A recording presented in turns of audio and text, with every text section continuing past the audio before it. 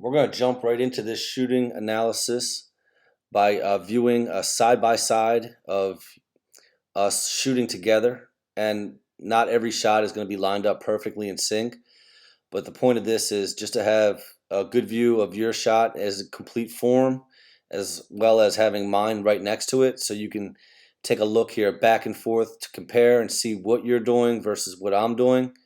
And hopefully you'll find some things that stick out a little bit more than others that you can start to make work for you immediately. Now, besides showing you side by side of yourself and me, I would also like to show you just a quick run through of yourself shooting both from the front angle, and you see here we use both angles, the front angle and the side angle. But here you are just by yourself. It's always healthy just to take a good look at your shot.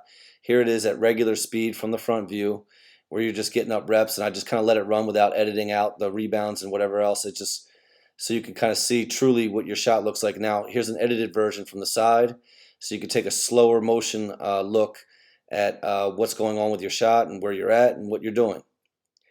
After you take a look at a couple of these, we're going to get into breaking down with some still frame pictures of exactly what you do and I do at the same point in our shot. Now, the first thing I want to talk about is the bottom of your shot, which is the strength of your stance. Now, you'll see a noticeable difference between yours and mine.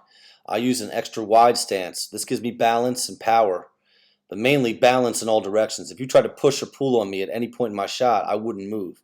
You see here, you're using more of a skinnier type stance. You're a little bit less bent, so you're putting less emphasis on using your legs as a power source. You really want to concentrate on using your lower body a little bit more often so that you get more power, arc, and balance in your shot. The second thing I want to talk about from this view is having the ball in your shooting pocket. You'll see here when we get to the next frame, the ball, when you bring it from the middle of your body up towards your face, you want to keep that ball, since you're left-handed, in your left pocket and bring it up to your left shoulder. You don't want that ball so far out in front of you. Being a strong shooter requires you to have the ball tight to your body and not loose and far out in front. So you don't want to offer it to the defense or overextend yourself. So make sure you pull that ball tight to your body and into your shooting pocket. Now you'll see here what I was talking about is the ball comes from the pocket up to my shoulder. Your ball is a little bit more centered. Now it's going to come up towards the front of your face. So this elbow popping out, you'll see here your left elbow starts to pop out and it's not really under the ball.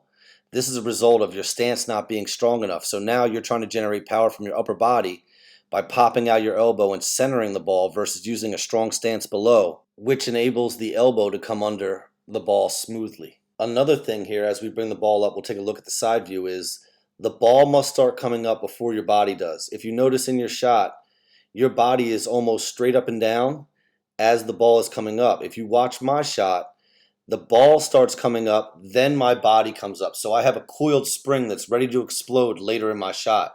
The result of you raising up early is you begin to rock backwards. Now we'll take a look back at the front view here.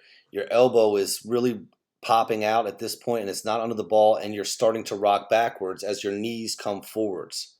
You want to make sure at this point in your shot, your body is under the ball instead of having the ball so much out in front and your body kind of backwards in a bow shaped. You can see here from the side view how that bow shape takes place from the back of your head down to your heels, whereas I have more of a Z shape in my body in this point in my shot.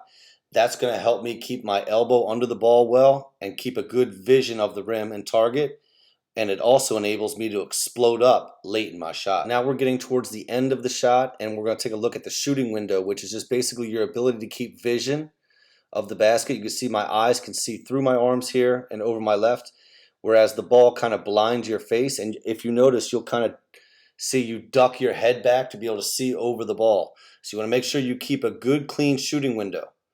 Now at this point in your shot, your elbow starts to get back under your ball as you get to the top, and you have a nice high release point. Your hands do a great job of working together as your shooting hand does the shooting and your guide hand does the guiding, which is excellent.